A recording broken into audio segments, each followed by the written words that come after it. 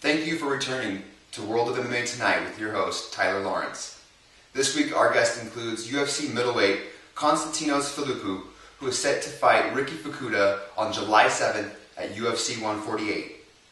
The event emanates from the MGM Grand Garden Arena in Las Vegas, Nevada.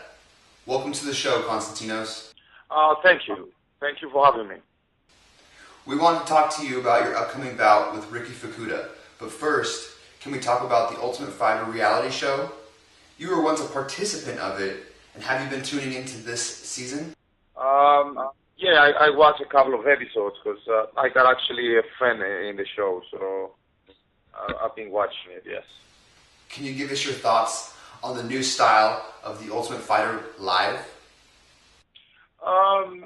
It's something different, definitely, because they've been doing it for a while now, and they had to change something up. Otherwise, people would start getting bored of the same thing over and over.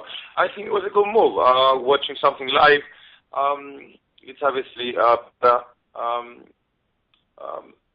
they show more fighting, more. They show more how the people, the fighters prepare in the gym than all the stupid shit that they used to do in the house, getting drunk and everything, because that wasn't even good for the sport. I think it's way better this time that you actually watch them work out more and what they have to do to prepare themselves for the fight than getting drunk and fight each other in the house. So I think definitely was a good move, and it's way better this time. For those who may not be aware, you were almost a part of Season 11 of The Ultimate Fighter, but lost in the qualifying round via submission to Joseph Henley. Looking back at it now, since you've been 3-1 in the UFC on a 3-fight win streak, do you think it was better for your career that you made it onto the show but not into the actual house?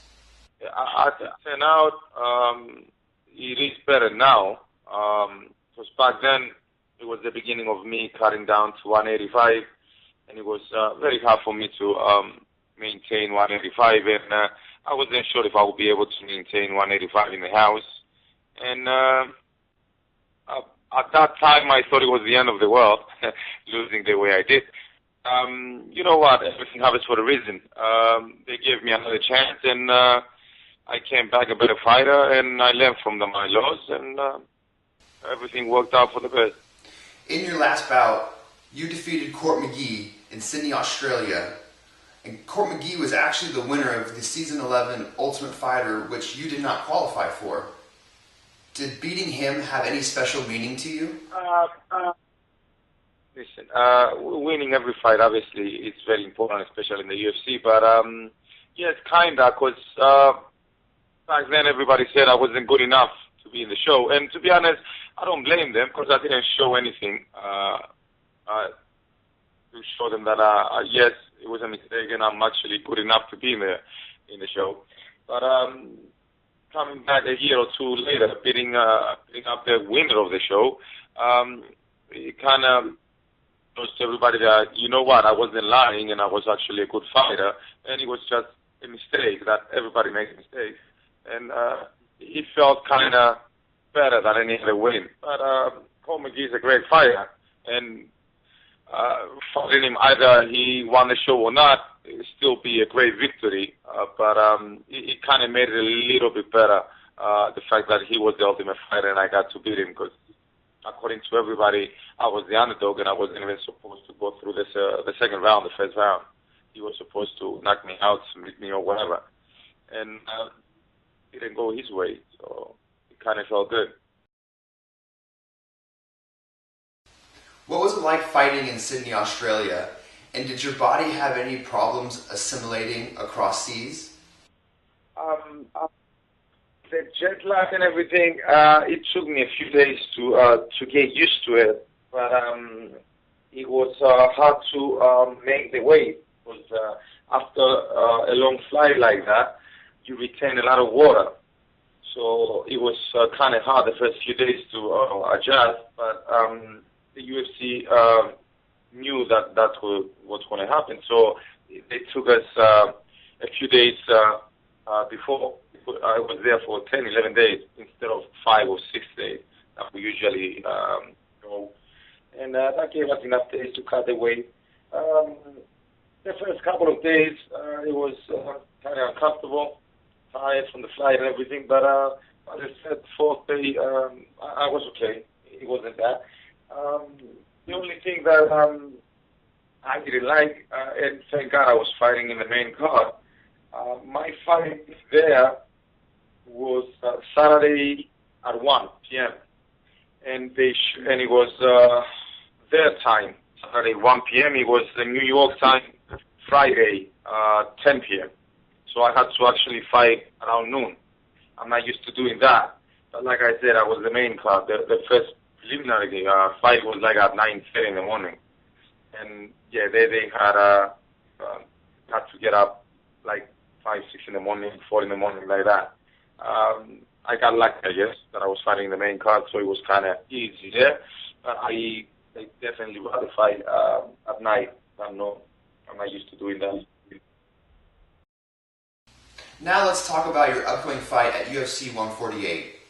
You're a veteran of fighting in Atlantic City, but this will be your first time competing in Las Vegas. Does that excite you at all? Yeah, listen, besides Madison Square Garden, that we're not allowed to fight right now in New York, hopefully this year that will change. The next best place is Las Vegas. So yes, I'm really excited to fight in Vegas. And after flying to Australia and a 20-hour flight or so, it will feel way easier to fly 4 or 5 hours and go to Vegas and fight. And I think at this point anything would be better than Australia, because Australia was the flight was pretty bad. I'm not used to fighting 15, 20 hours like that. Yeah, very excited to fight in Vegas. The whole world will be watching. To be honest, I don't know much about Riki Fukuda. I know he has a lot of fights. I think 18-5, 19-5, something like that.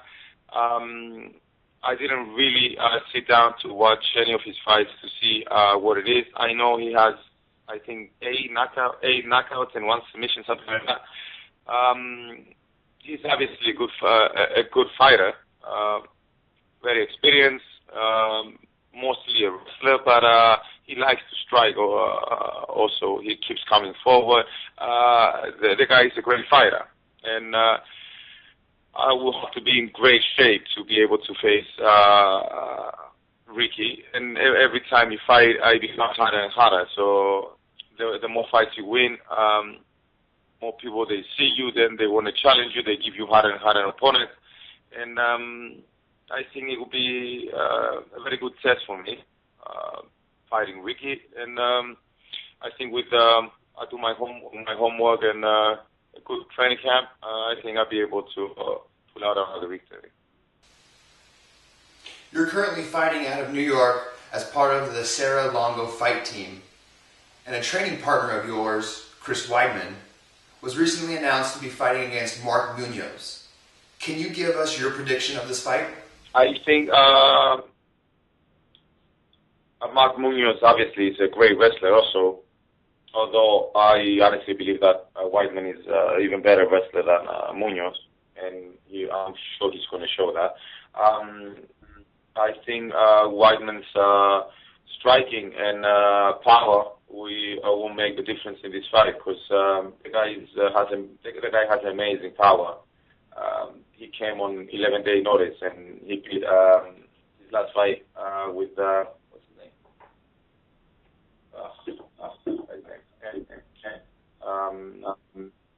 He's coming with a full camp now. He's going to be in shape, and he has probably 4 or 5 inches reach on Munoz. And I honestly believe he's stronger than Munoz, so I think Weidman will take. He's going to be the winner. If people want to find out more information about you, where can they follow you at? I'm not on Twitter, actually. What do you prefer? Do you have any sort of social media that you prefer, Facebook or anything? I'm not on Twitter. I'm on Facebook under Constantinos Philippou. And site, Constantinos Philippou, that they get page that I have, or they can follow any news that they see. But I'm not on Twitter. I don't think I'm going to be on Twitter anytime soon. Yeah, I'm not into the whole telling everybody what I do every second. And I have a job. I'm working. I got other things to do. I got friends that they're asking me every time, why don't you get on Twitter and write this and write that? People want to know. If people want to know, they can find anything they want online. They don't need to know what time I go to the bathroom or what I eat or what I don't eat. Because I do what every other fighter comments about. And to be honest, it's sometimes they get a little stupid. People don't want to see, oh, I ate a sandwich. Look a picture of my sandwich. Okay, you got something to say, say it. But if you don't have anything to say, just be quiet. You don't have to tweet every 2 seconds about what you eat or what you went or whatever. Trust me. Obviously, it helps. But my point of view is, if I keep winning, people will know I'm here to fight, not to eat and do anything else. That's about it. Vegas, July 7th, T. Ortiz is going to beat down bulls again, as I always do. Maybe the bad boy's coming back. Coming back at UFC 148 when he fights Forrest. Check it out, Magic Show, Las Vegas, punch on leg boot. July 7th, want to beat down Forrest Griffin. I appreciate you guys' support. Here at Magic, UFC 147, check it out, Vegas. July 7th, T. Ortiz is going to beat down bulls again, as I always do. Maybe the bad boy's coming back. Check it out, Magic Show, Las Vegas, punch on leg boot, T. Ortiz. What's up?